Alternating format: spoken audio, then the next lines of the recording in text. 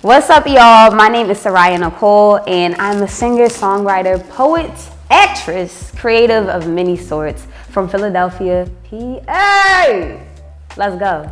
Philly all day, every day. I remember being in the kitchen with my mom, and I would hear her sing. And I was like, dang, that's a good voice. You know, as a kid, I'm like, you know, wow, you so pretty. You could sing. Like, that's my mom. And so all I ever wanted to do to this day is be like my mother. And I feel like as much as I have so many musical inspirations that I could list and name, I always have to give the credit first and foremost to my beautiful mother, because she acts, she sings, she can write poetry, she can draw, and she created me. So she's just like an amazing creative person. I attended a school called Shawmont School, and when I attended that school, they had so many opportunities for the kids to do music class, for the kids to be in chorus, for the kids to pick up an instrument, like super new, super drastic, because I was coming from Alany and then we moved, and I'm like, yo, what is this? It's a new school, it's a new house, like totally different environment. But I'm so happy that my parents did move me, because then that opened the doors to me playing trombone, playing the upright bass, being in jazz band, being in orchestra, being in the musical. So I was Annie while I was at Shawmont. I was Dorothy in The Wiz. You get what I'm saying? So keep in mind, there was no limits because they didn't allow me to have any. And it was beautiful. So I did all of those extracurricular activities in middle school and elementary school. And then I went to Kappa for high school.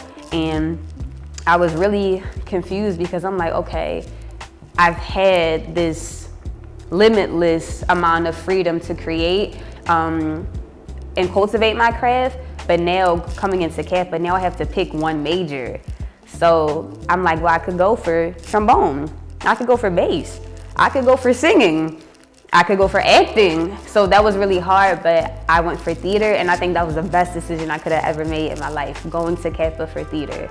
So yeah, and every summer in between elementary school and Kappa, I attended YPTC, which was Young Performers Theater Camp, for theater, musical theater.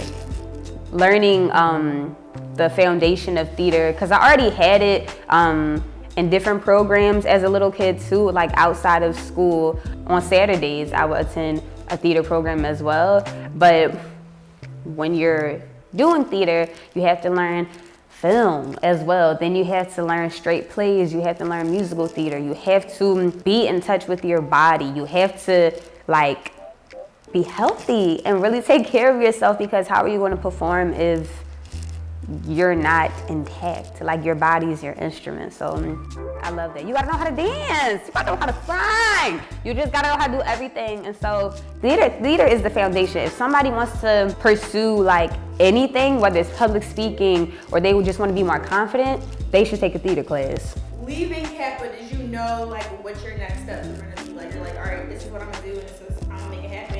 And like, how was that process of just like transitioning between high school and like being an adult? The process between transitioning to high school and being an adult was very interesting, because all my friends went straight into college. So I had friends going to Temple, I had friends out of town, and I found myself in this place like, okay, I'm clearly the eyeball right here.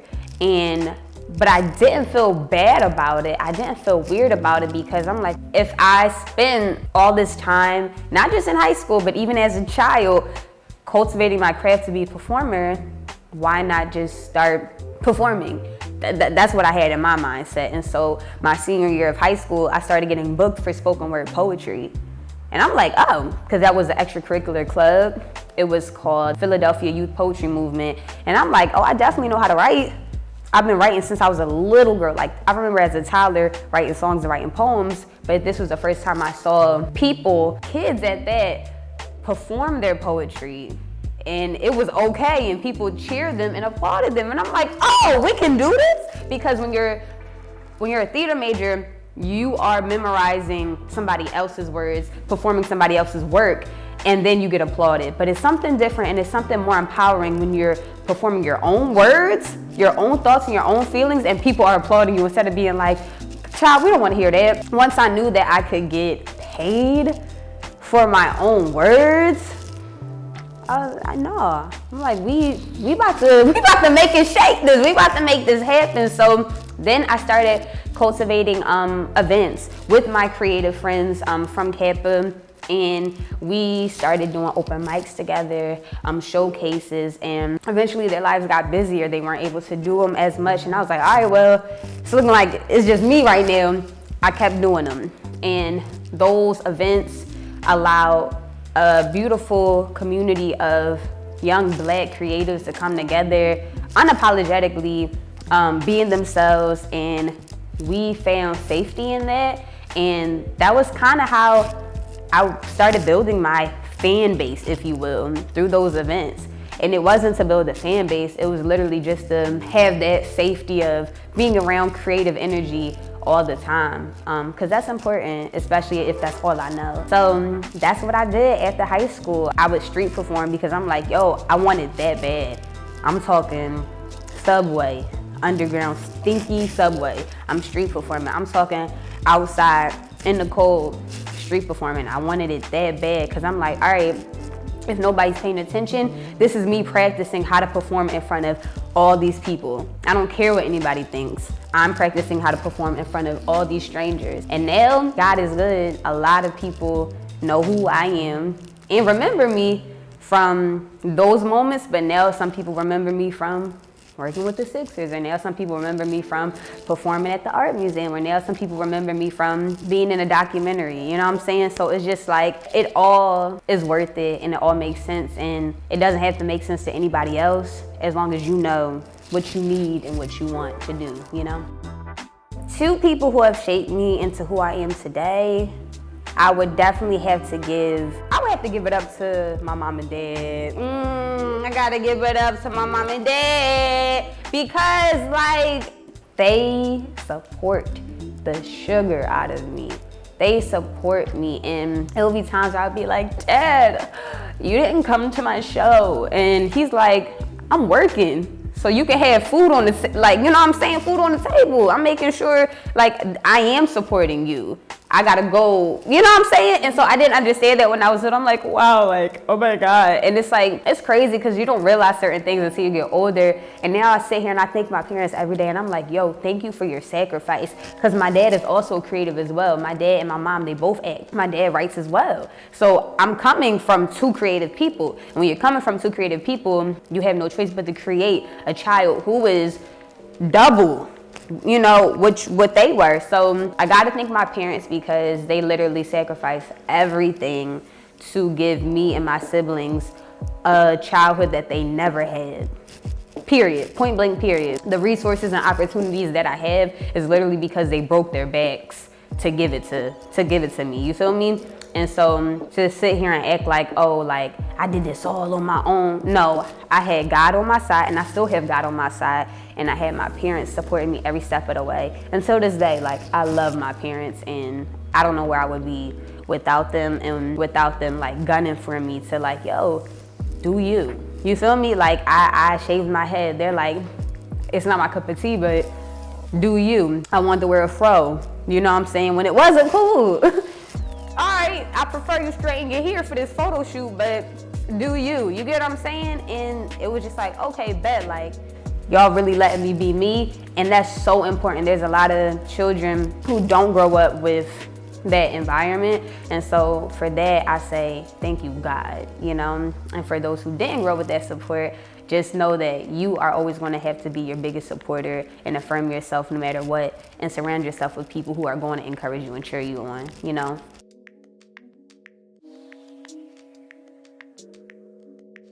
Child, Oh my God. Yes. The Wiz. Wait, pause. Cause yeah. All right, go ahead. Like, I be really trying to put people onto the Wiz. They don't know. I be trying to, I'm like, hold up, y'all. This is a black film. All black actors. Wait, you got Diana Ross, Michael Jackson.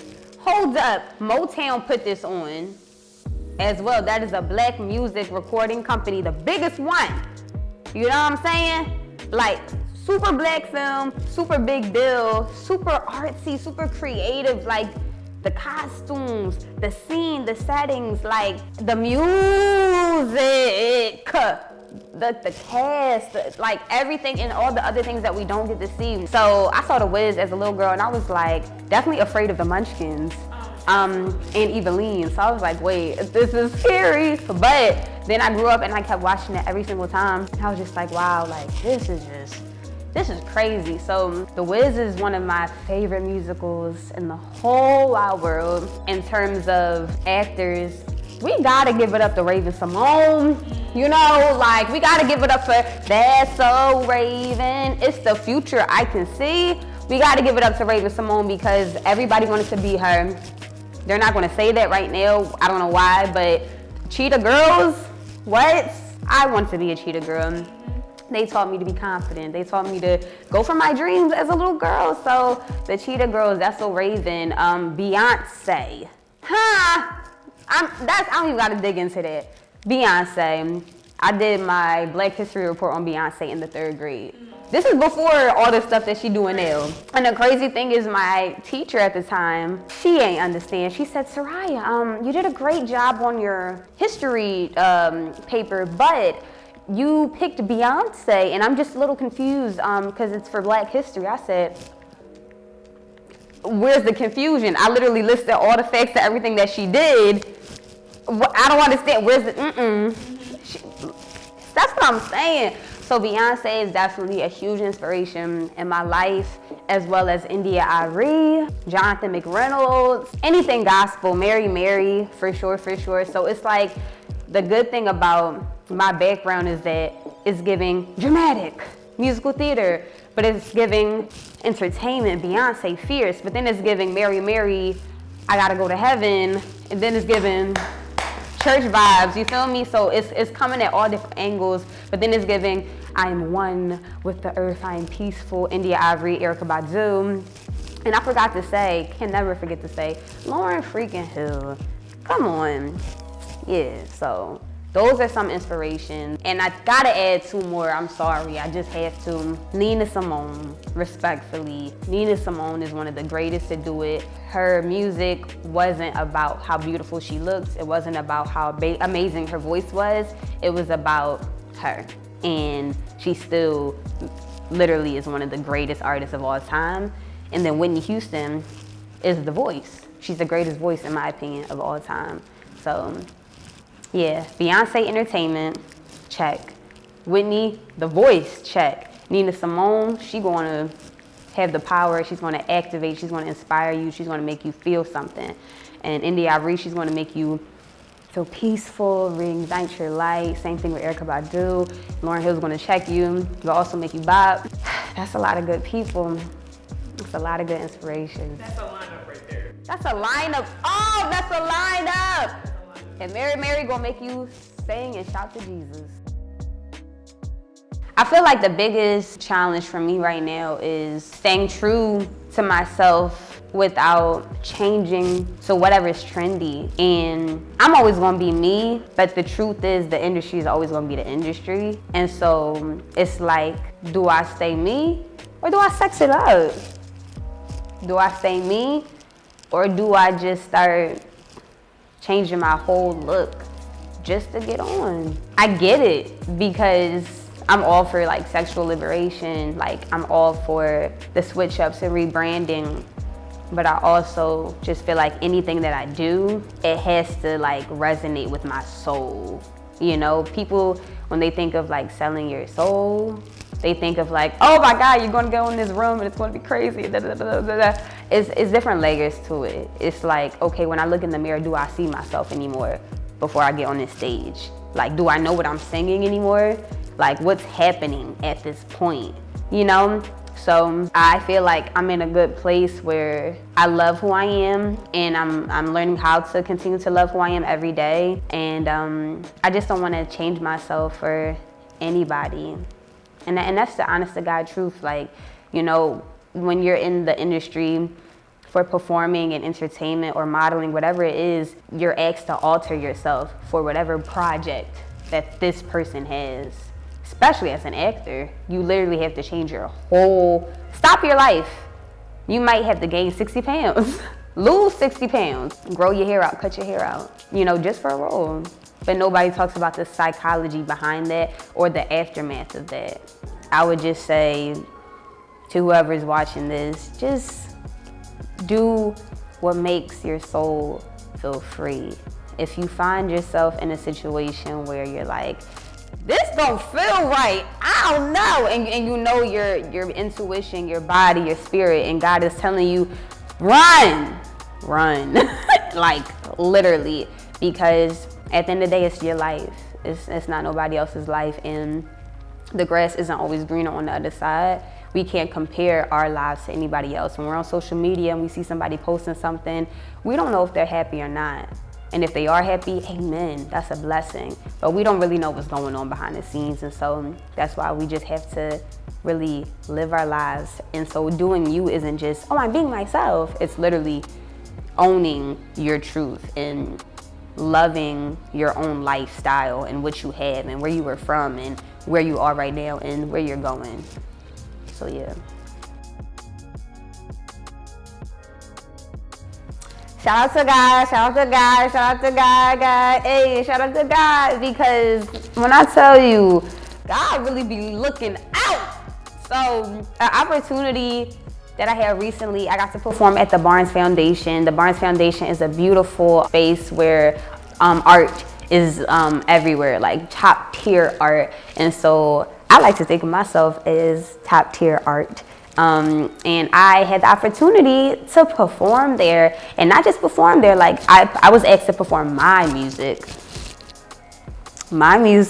So I got to show up as myself. Crazy. And it's so special to me because one, that venue is so gorgeous. It's like, you know, when you are in the Barnes, you are, this is, you know, you change your posture, you coming in differently, you know what I'm saying? And so I remember in high school, for theater class, we had to attend the Barnes Foundation for a school trip. And so I'm like, wow, this is beautiful. Come now, I'm getting asked to perform here, paid to perform here, to do my own work. Crazy. Like, things like that are crazy to me. They're full circle moments. Another really fun experience was being a part of this documentary called Subjects of Desire. And Subjects of Desire pretty much is about the Black woman's experience when it comes to beauty in the media, and you know, how we are not really admired for who we truly are as humans, but we're admired for what we can do for other people and how we can be inspiration for other people. So it's really amazing. So I got to be in that film, and a lot of like my life is captured in that film, and with so many other amazing, incredible Black women.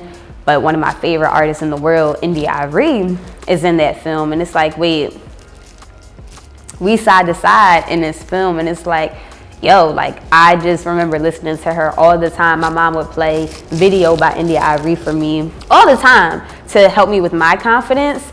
And so to be in a documentary, it's not even an American documentary, it's a Canadian documentary. You get what I'm saying? And so it was presented by TiVo, and it also is on Stars right now. So like, people, they'll text me and they're like, yo, is this you right here? And so I'm on the cover art.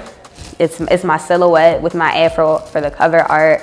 My music is in the preview. My music is at the end of the film at the end of the film, that's a big deal. And my journey as an artist is all throughout the film. So my music is all about how I'm learning to love myself as a Black woman. So it was just like a dream come true, because I didn't know that's what that would cultivate into. So when I met the director of that film, her name's Jennifer Holmes, I didn't walk up to her with any intentions. I didn't know what she was doing or whatever. I was just like, hey girl, what's up? What's your name? and she's like, I want to interview you. And that wound up being 5 years of interviewing me in my journey. So you see me cutting my hair off, you see me growing my hair out, you see me all different levels and layers, and it's just amazing. So that's such a big deal. It's won awards, it's been in film festivals, and I've always like saw like documentaries like Dark Girls or, you know, Good Hair. You know, my dad and my mom made sure like you gonna be confident, a confident little Black girl. So when you see these documentaries growing up, you're like, oh my God, that's so cool. And then now I'm in one and my music's in it. Those are like two things that I'm really proud of. In general, I'm just really thankful for every opportunity. And it's easy to like be like, oh, well, this opportunity is better than this one and blah, blah, blah, blah, blah. But it's like, no, like it's to the point where I can be honest and say there's been so many opportunities now where I'm just like, wait, this did happen and this did happen. Dang, I forgot this happened too. And that's a blessing. That's a huge blessing. To be like, dang, remember you did that. Dang, I did do that. And the fact that there's so much more to do, it reminds me to stay present, to always be mindful, because that's something I practice is mindfulness. And so instead of worrying about what's happening tonight, what I'm doing right now, that's all that matters right now, being present, you know? And so I'd like to journal after my experiences or after my day, how I felt about this, and oh my God, this happened and then I saw this person and this person came and da-da-da, and then I met this person. Like documenting these experiences are so important, because one day this is going to be history and somebody's going to be like, yo, like I remember when I saw Seraiah perform on the street corner of Chestnut, you know, and now she's, you know, doing stuff with the Eagles, or now she's, you know, in a film, now she's acting in this film, now she, like, all of this matters. And it's crazy because everything we do matters, so we have to continue to take ourselves seriously, still have fun, still be silly, but like we're really that girl, that guy, that bull, that everything, you feel me? So it's not just me, it's like you too. A song/poem that I created called I Am Me is really special to me because I was 17 when I wrote it. I wrote it originally as a poem, and I was going around performing this poem in slam competitions. Different venues were booking me to perform this poem. And then finally I was like, yo, like, let me put some music to it. And I was in the shower one day, because that's the best inspiration for me, is just being in the shower. And I was like, I am me, you are you, I am Black, I am beautiful. And I was like, oh snap, that goes with the poem, and I can break up the poem into sections, and I can make the poem into a rap, and I can do da-da-da-da. And I was like,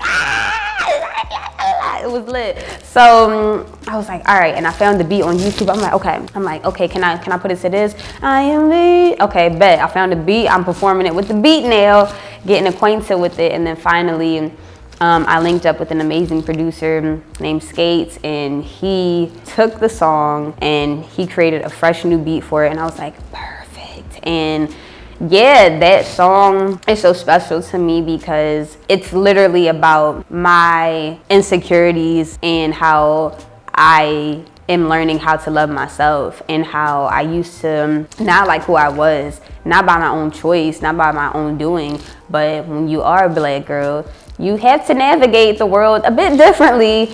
And I talk about how I learned to love myself, not in vain or in conceit, but coming to an understanding that like I am me, like, and that's pretty dope. And so that same song has been in films. That same song has like just like really helped a lot of people have a breakthrough, you know, because to say and affirm that I am me, I am Black, and I am beautiful is really powerful. Like even Martin Luther King said that in the speech didn't even know that, but down the line he said in his speech, and he said, you have to tell yourself I am black and I am beautiful. And I was like, like, this is crazy. Like, in this society that we live in, we are told that you are everything but beautiful, that your culture, the way you look, yeah, everything that you do, the way you speak, the way you, it's like, not too much. And it's like, every day we keep just like pushing through and going beyond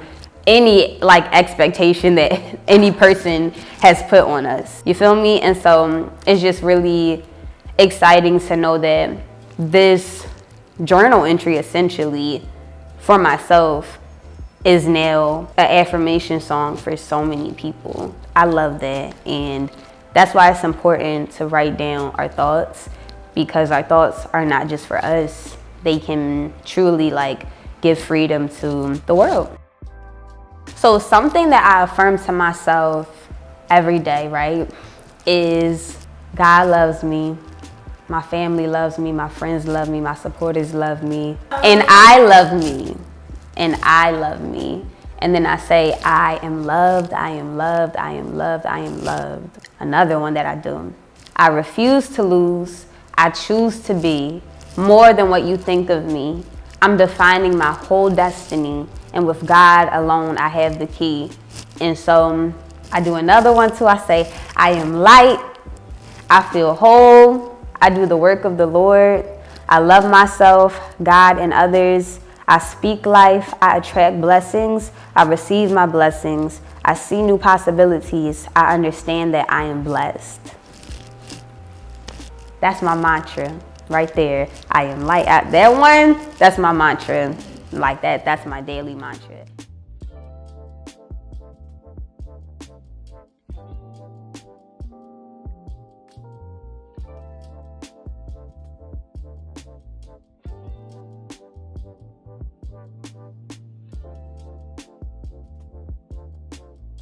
Period. We good. I said a lot.